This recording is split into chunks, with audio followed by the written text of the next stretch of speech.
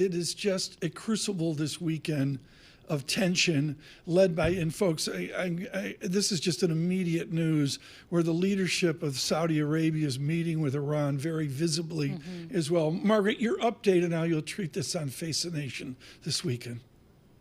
We will. We're watching closely for what Israel's decision will be in terms of when it chooses to, again, retaliate against Iran for that 180 missile attack that happened October 1st.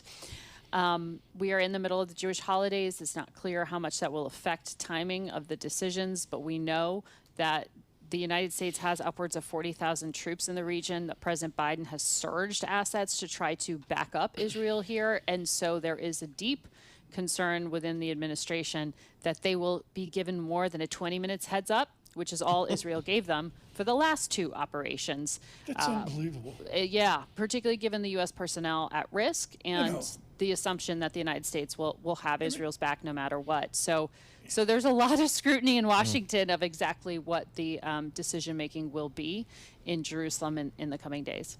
So, Margaret, just on the broader picture there of the relationship between the U.S. and Israel, what's the feeling within Washington about that, how that maybe has devolved over the last year or two?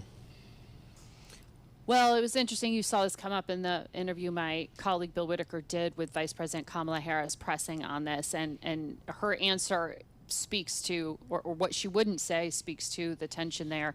The U.S. and Israeli intelligence assets, military, all of that works very closely together, and that partnership is very, very tight.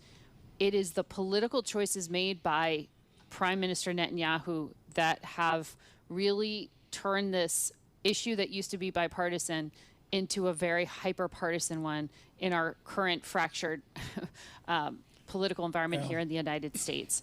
That is not in a good place. And you saw in reporting from Bob Woodward and others just the degree of concern there is that despite receiving the majority of its funding and weaponry from the United States, that the U.S. Council isn't as regarded as perhaps the president would like it to be.